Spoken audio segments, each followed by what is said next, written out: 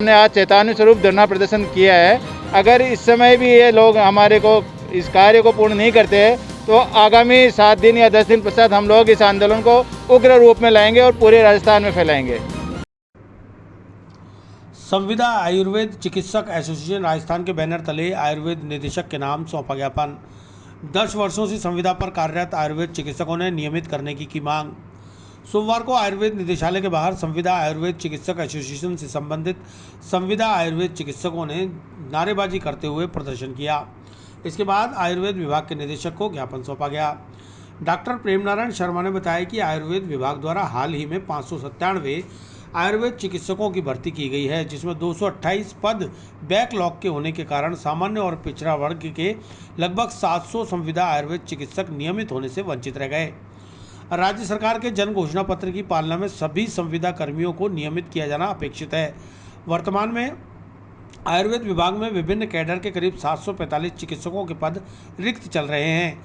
इसलिए सरकार पदोन्नति में दी गई अनुभव की शिथिलता के बावजूद डीपीसी में विलंब कर रही है, जो कि उचित नहीं है।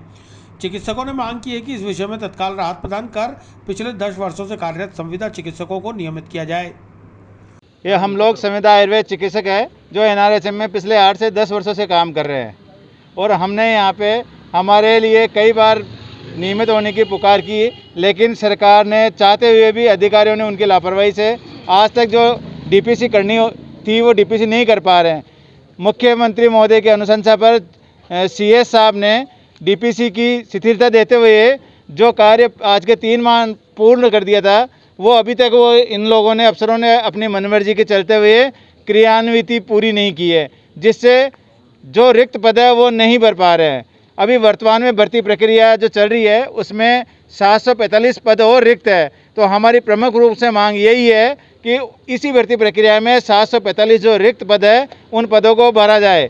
इसके लिए हम लोगों ने दिल्ली में श्री माननीय मुख्यमंत्री महोदय से लेकर के अजय जी माकन, केसी वेणुगोपालन जी, सबसे हमारी पीड़ा है वो बताई और उनसे निवेदन किया था कि आपके सरकार के जन घोषणा पत्र में सभी को नियमित करने की बात कही थी, उसके अनुसार आप अपनी नीति पर रहें। तो उन्होंने इसके लिए यहाँ पे जो भी अधिकारी महोदय थे उन सबको निर्देश दे दिए थे। सैद्धांतिक उन्होंने हमारे को कहा था कि आपके कार्य पे हम शीघ्र ही इस पर अमल कर रहे हैं।